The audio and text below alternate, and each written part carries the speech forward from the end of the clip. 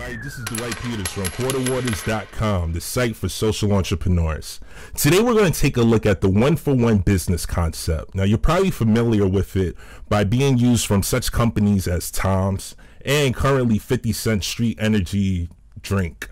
Today on the program, we have the founder and CEO of Ark Collective, Kevin Moshayedi. Kev, welcome to the program. How's it going, Dwight? Thanks so much for having me on the show. I really appreciate it. All right, in that little stumble of an intro I did, I was just stumbling on words. I mentioned something important, the one-for-one business concept.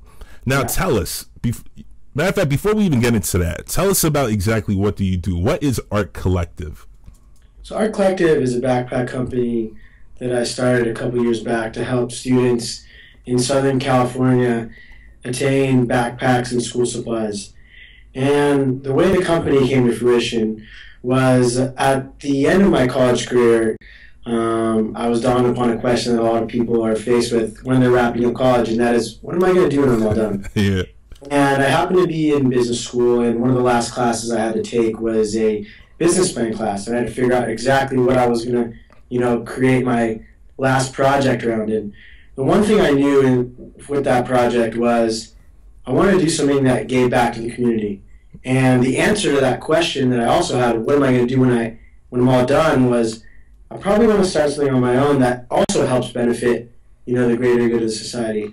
And when I started that class, I didn't really know exactly what I wanted to do. I just knew that I wanted to create a company that helped give back to the community. And I happened to be speaking to a friend's mom who was a teacher, and I was like, hey, I've got this class coming up, and I really want to create a business that helps the Southern California community. I was just wondering, do you have any ideas? I'm open to anything. And she happened to be a teacher, and she mentioned that there was about 1 million students that live in LA that lived under the poverty level, and as a result, they didn't have adequate school supplies and backpacks. Wow.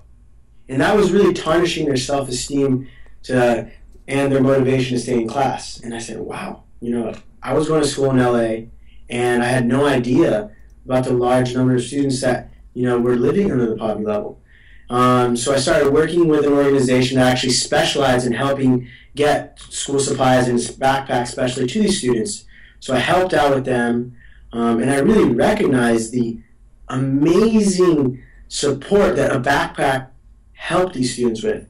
So I said, wow, if I could parlay that business plan class with helping these students get backpacks, we could have a pretty cool concept on our hands. So from that moment on, I focused on creating a backpack company that helped the students get backpacks. So with every one of the backpacks that we sold, we were able to give another backpack to one of those students through the helps of the giving partners that we were creating partnerships with. And so that's where it started out. It was a business plan class, and it was just a couple conversations I had with a friend's mom. And from there, it was I had no real background in the apparel industry. I had no background in any businesses other than summer jobs that I had. Okay. Pretty much it was just about me just putting my foot to the ground and just asking questions and taking it from there. So over a simple, innocent conversation, this idea just gets thrown out, and boom, you have an idea. But you didn't just stop with the idea. After you had that, after you got the understanding that there's a huge problem with the poverty level out there, and in your specific field, book bags, you actually went out to help an organization. Was that strategic? Did you do that on purpose so that you could learn more about it? How did that come about? Exactly. I really wanted to see exactly how large the obstacle was and where my support could help the most, and whether or not backpacks were a potential solution to lending support to these students. Because my goal was to create something that gave back, and I really wanted to enhance the students' educational experience and really wanted to provide the support system for these students. Because when I was in school, I happened to take a course that was centered around urban gangs, and I learned that support systems play a tremendous role in the growing period of a student. Yeah, and the more support you give a student, the more chance they have in following their educational journey towards a successful career. It's funny, man, because when I came across what you guys were doing, I was amazed. I was like, book bags? And then, you guys had the statistics up, and I was blown away. And I had to remember myself back in, junior high school, back in high school. And I was thinking, like, yeah, man, I knew when I had a crappy book bag, I felt like crap, like I had holes in my book bag or whatever. But you guys took a really serious stance on this. So you had the business plan, you got a little experience. What was next? From there, I had to go out and learn exactly how to create a product, especially a product in the apparel industry. There's so many different steps to that. So the way it started out was, hey, who are the biggest names in the business? Who out there is willing to talk to me? Who can I ask questions with? So it's pretty much just picking up the phone and just calling anyone I felt that could be have a potential positive impact on the business. Just cold calling people. Just cold calling, but just pretty much just saying, hey, how's it going? My name's Kevin, looking to start this business, and I would love to sit down and talk with you for a couple minutes, about your path to where you're at today and whether or not you can help me out a little bit. And then from there, I actually, started having conversations with different people in the industry who gave me lots of support and lots of insight. And then from there, it was about just going out and seeing what else was out in the market. And I actually went out and just looked at other backpacks, would actually sit around and just watch other people and how they use their backpacks so I could learn about how I wanted to design the product. With me, I wanted to only create a company that helps students, but also create a company that created a product that really helped users, both end users. All right. So you're reaching out to these companies, you're cold calling. What was the most impactful thing you learned at that stage? What was the thing that helped you the most? One thing I learned was that people love sharing their story, and they love helping others that want to make a difference, make something for themselves. So I just learned that, at first I'd be a little hesitant to pick up the phone, but after pick up the phone a couple of times, you really start to realize that it really isn't a big deal, and anything possible as long as you take that first step. Kev, you could do me a favor. Can you, because your audio's coming in choppy. Oh, it is? Yeah. What could that be? Maybe internet connection. How's it now? It's a little bit more, but we could keep going. Yeah, this probably is an internet connection. Is it better now? Yeah. Let's keep rocking. All right, so cool, man. So, you got over it. You made these calls. Yeah. Funding, capital. Did you have money to start this? What were you looking like back then? I've been saving some money ever since I was a little kid. My mom just always told me, put this money away for after school. You never know. You might want to start a business. So I had a little savings that created my life. And then I went to some family and friends and said, hey, I'm creating a company that could have a tremendous impact on many students in Southern California, and I'd love for you to be part of it. And when I say ask, show them my business plan, show them that I have, a vision of where I saw the company growing to, and it pretty much just grew from there. And fortunately, my families and friends were willing to support the business. All right, cool. So can you give our viewers like an estimate how much it took for you to start this? It took a couple $1,000s at first. It wasn't too much. All right. But, of course, with any business, as it starts to grow, the costs start to grow as well. And that's another thing that I think is very important when you are starting a business, is to be very realistic with the costs involved with the business, because they can stack up real quick, which, is a reality of business, but just be ready for that. But don't let that be something that scares you. So is it just you in the beginning, or did you have a couple of buddies?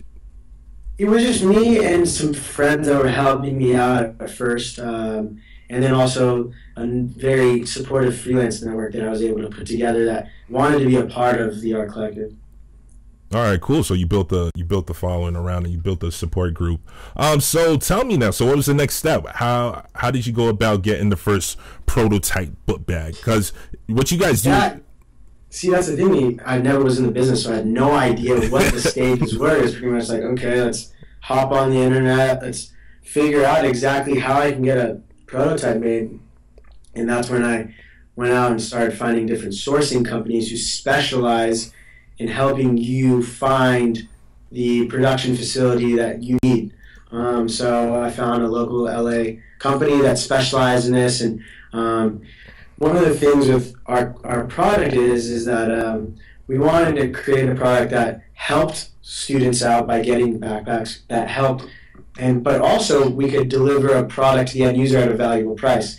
And in order to do that, we had to find a production facility that could offer us prices that were competitive. So we actually had to go overseas because we wanted to offer our product at a $60 price point, which is what we felt and myself felt was a pretty competitive price.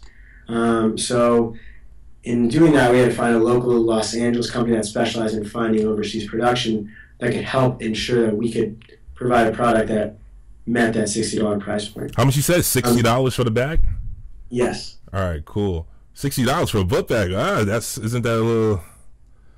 Well, with us, it's a laptop backpack, and we use the highest quality materials. Okay. We're using the best zippers, the nicest fabrics. We really wanted to create a bag that you could use for years, and that didn't end up in a landfill after six months. Okay. That was one of my biggest things, making sure this bag had a long life cycle. Okay. So, all right, Kev, I like it. So you guys did your research. Oh, I'm sorry. I don't know what's wrong with me today. You found out that, you can have overseas partners, get it outsourced, manufactured overseas.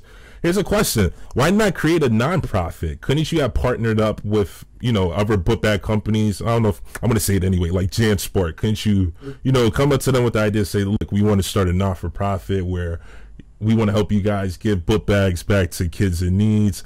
Why a social enterprise for a profit? To be honest, I didn't really even think at the time about a non-profit. At the time, I was just kind of thinking about, okay, let's create a business and that helped give back. And I also wanted to create a business that we could easily create jobs for other people. And we didn't have a lot of the restrictions that a nonprofit may have. And so I said, okay, wait, we can create a social venture that with any of the profits that we do create, when we do create these profits, we'll be very open with how we are spending the profits and very transparent. My goal in creating the company was to enhance the educational experience of the underserved youth. And if our profits, when they come and if they do come, if we could use those profits to continue our mission, that would be amazing. So my idea was, hey, we could create a social venture. May not be a nonprofit, but whenever we do make a profit, we'll make sure to be very transparent with how we are using those profits. Awesome. Make sure that we're doing our best to benefit the young students in Southern California. No, definitely. The reason why I asked that question is because a lot of people are still getting introduced to social entrepreneurship. It's been around for a while actually, but it's still young. It's in its very early stage. And a lot of people, when they think of social entrepreneurship, they think of nonprofits. And I don't have a problem with nonprofits at all. I work closely with a lot of nonprofits, but the reason why I advocate, they're awesome, But one of the reasons why I personally advocate creating a for-profit social enterprise is sustainability. Once you're able to create profit, once you're able to generate revenue, you're able to keep the company going. A lot of the not-for-profits I work with, and they're doing some kick-ass work. But the problem is, once they run out of funding, things come to a halt. Things slow down. So that's why I personally encourage it. And I love the answer that you gave. You wanted to use business to create social change. Yeah. All right. So you guys been, on the market for 2 years now? Well, we started selling backpacks actually last September. Okay. But Ark Collective had been around since 2009, so we like to say 2009, but the backpacks actually never hit the market until last September. Okay, and how's that going? Can you share with us how many bags you sold so far? Or we've sold about 500 bags since then, and it's been an amazing road. We don't really spend much money on marketing since we don't have that much money to spend in regards to that. So our biggest source of actually getting out there is just getting out there on the road, going to college campuses, speaking to students, going to events that we can be a part of that may not be very costly, and that provide us that platform to talk to people that know about Ark Collective and kind of the different things that we're trying to do.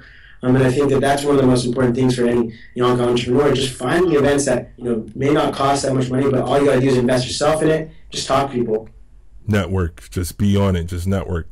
All right, so Yeah. cool. So you guys get the book bag. I'm gonna go back a little now. You guys get the book bag. What did you do next? You have this product. Who did you hit up first? So we initially got our first prototypes, and we were happy with the way the design looked. And I felt that it was a product that could stand on its own and could really sell it really well when it was on the market. So my next concern was making sure that now that we had this prototype, that we could recreate the product several times, thousands of times, so that when we do receive bags, all the bags are great, and then we don't run into many issues. And unfortunately, the nature of production is, since it is something that is created by humans, there's human errors. So that's another thing that I definitely like to speak highly to any person that's trying to get into product-based business is really understand your product and really understand every single piece to the puzzle that it takes to make your product, so that when you are communicating with your production facility, you can really communicate with them in regards to every piece which you think needs to be focused on when they're making the product, so that when your product hits the shelves, it's a great product. Definitely. So leave nothing to chance. You gotta. I think that's very important. So then from there, once we had started to create products, the next stage was starting to go out there and speak to various retail outlets that were interested in potentially selling our products. So we had to start calling them, so there's more cold calling. But for me, it was more about creating our online community and seeing where things went from there. So that was creating our social media platforms, speaking to other people that were interested in doing social good, and really reaching out to them, and also going to college campuses and reaching out so that people knew about Ark Collective and knew about the backpacks that we were creating and knew about our mission to start to help students in Southern California that may not have proper school supplies and backpacks attain those. Definitely. All right, so explain to us now, how does the one-for-one concept work with Ark Collective? So the way it works is whenever someone purchases a backpack, another backpack, which we like to call its twin, is put into a pool, which we put together, and once it reaches a certain amount, based on our giving partners' needs, we then host a give back. And during those give backs is when we start handing these bags out. Now, the give backs are fully planned by giving partners, which we partner up with, and those are nonprofit organizations in the local Southern California community that specialize in school-centered giving. And they've been doing this for years. And our efforts help them use the money that they may have been focusing on backpacks on other things that can help benefit as well. So once we have sold enough bags and our pool has hit the number that our giving partners asked for, we can then host a give back in partnership with them. And that's when we go out, interact with the students, give them bags, and it's a great day. It's amazing to see the smiles on the students' faces. And actually something that's pretty new for us, after a couple give backs, I realized that one thing I wanted to make sure we weren't doing was developing a sense of entitlement in the students, and that maybe they may be underserved, but I didn't want them to feel that because they may face obstacles and others may not, that they were just entitled to getting a free handout. We actually tried creating a program which we asked the giving partners that we work with to ask the students to write a letter to their school about what they want to be when they grow up and how they will achieve that goal, and also bring in some recyclables. And in exchange for those two materials, we actually trade them for a backpack, so the students are actually earning the bag in a sense. So and we're rewarding them for having ambitions and aspirations to do something. All right, so it's not just a free handout. Exactly. And that's not what life is about. You got to work for what you want. And I think that's very important. So that was one of the things that we're building, and it is a challenge for us because most organizations are not used to something like that. So figuring out exactly how we can do that has been a challenge for us, but we're working to figure out exactly how we can do that. All right, so this sounds great. This really does. And this is a business. So tell me now, what are the margins like? What are you guys sourcing the bags for and able to make a profit? What are the margins looking like for a book bag? I mean, the margins are just like most other product-based businesses. Our margins are a lot smaller though. Okay. Because of the fact that we are giving another bag away. Yeah. So that is one of the challenges for us, is how can we face, the demands of many retailers in today's era that are constantly demanding for large margins when we're creating a product that is kind of expensive, but we want to maintain that, $60 price point. So with us, we try and concentrate a lot of our efforts on our online market so that we can sell our products through our online store so that we can sustain our business, because that is the most important thing for us, is making sure that our business is around so that we can continue to help the students. So the margins are not exactly what is the industry norm in the apparel business, but they're pretty close. All right. But they're something that we feel is good enough for us to sustain our own lives and awesome. Sustain the business. So what's next for Ark Collective? Will this continue to grow? Will it just be a California initiative? Will it spread out?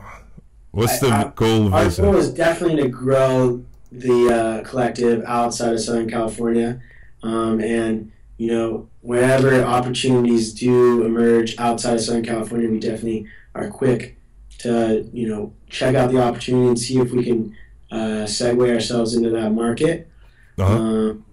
One of the things that's important to us is with the markets that we do emerge into, we want to see if we can also increase our giving partnerships into those areas so that our bags that are selling over there are actually benefiting those local communities as well. Another thing is we recently introduced a line of sweaters, and the sweaters actually enable us to fill the bags with art studios, because I believe that boosting creativity in schools is vital to encouraging the innovation that has taken place up till today in America. I think that innovation is very important, and creativity is the number one driver to innovation. So I wanted to make sure to do exactly that with our art studios. So we actually just introduced a sweater line that helps us put these creative studios that we've recently created into the backpacks. Great. So that's the next. I don't know you. I never met you. This is the first time we're ever seeing each other face to face via Skype. And I don't know, like I could tell, like you really care about education. Like I could see in your background, you have a globe. Yeah. I don't know what those books are out there. They look like encyclopedias or something, but like it really resonates. You guys are young. You guys go again. I'm sorry. So I think it's very important, and it's a vital factor. Definitely. So you guys are young, and you guys have just started. But yes, so far, very young. So far, is there anything that you would have done different so far? Any mistakes? What can you tell entrepreneurs to look out for in the early stages? I think that, of course I would never do anything any different since I was just following my natural instincts. I think that's very important as a young entrepreneur. Just follow your instincts. Don't be afraid to make mistakes. Those are the only things that are going to build you into a strong entrepreneur.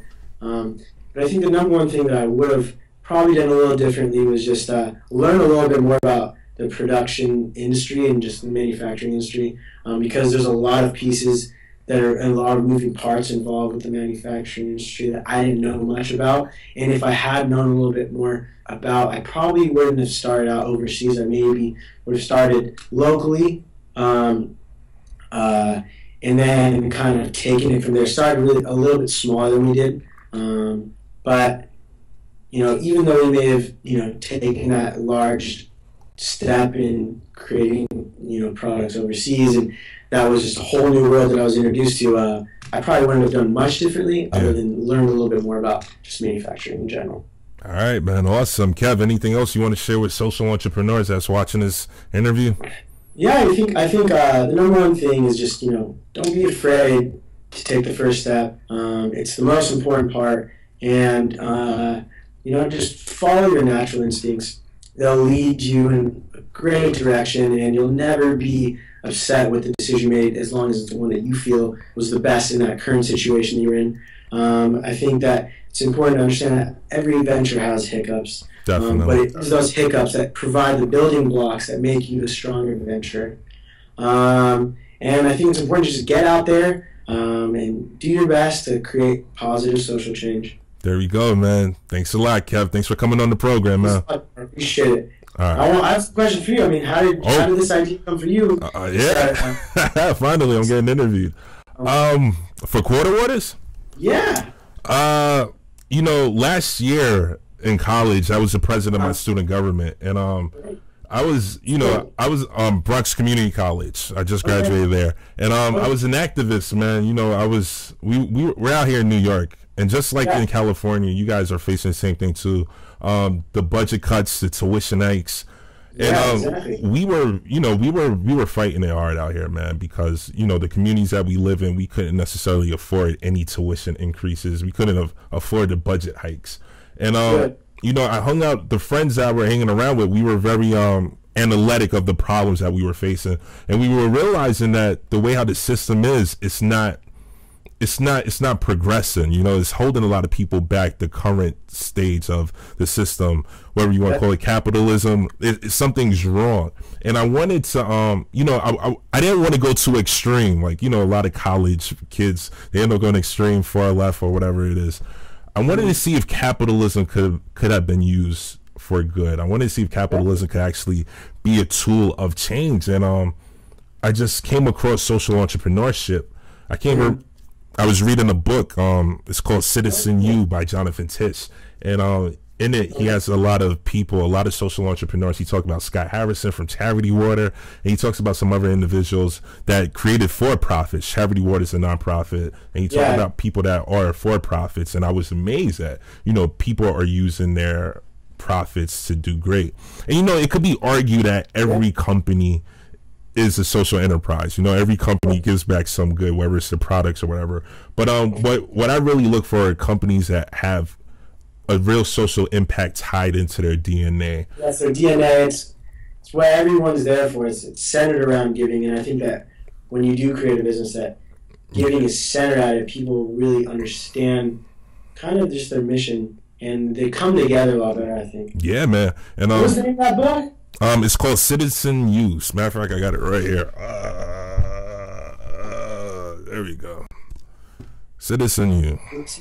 Cool. Doing your part. Yeah, man, it's a great book, man. I checked it out, and then pretty new, huh? No, actually, this came out last year. He actually gave me the copy. I had the opportunity to meet him. Wow. Autographed it and whatnot. That's right. My camera keeps flipping. Yeah, man, he autographed it. Now I'm sounding like a groupie and whatnot, but it was cool though. You know, man. And then, you know, just like any other entrepreneur, man, I said, look, I'm gonna make a website. Didn't have enough money, still don't have enough money to create a professional looking website. But I teamed up with some like-minded individuals. You know, one of my friends, he's a web designer. He said he'll knock out something for me. And I just started reaching out to people. It's like what you said, just take the first step. It's funny. Exactly. Take the first step. And here's the thing, like, you gotta start out small. The website looks fine. It's all about the content in the end. That's what it's about.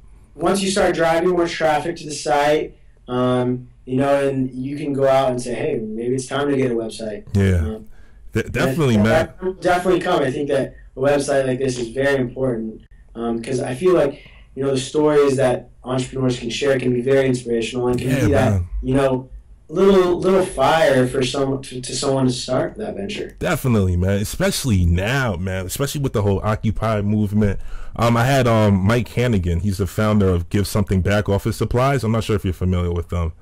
Mike. No, I saw that email you sent out there. I read it. Yeah, and you know, Mike reminded me so much of myself. Like, whoa, you know, because he was a college activist and he was able to grow up. Nobody ever thought he would get into business. Like, I know a lot of my friends, they never thought that I would start speaking like an entrepreneur. They're looking at me like, you know, like, dude, you're selling out. I was saying, no, man. Oh gosh. Yeah, but no, there's so much. My camera's acting up. There is so much potential in creating a business. Which you could use it for good, man. So, definitely. You know, it's funny. Last night I was talking to my girlfriend. She has an idea, and she wants to take the first step, but she doesn't know how.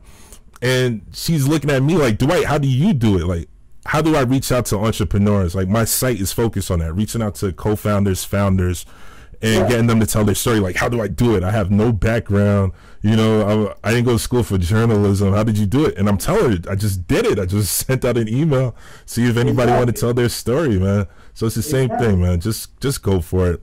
You just gotta find your wherever you naturally think you should start.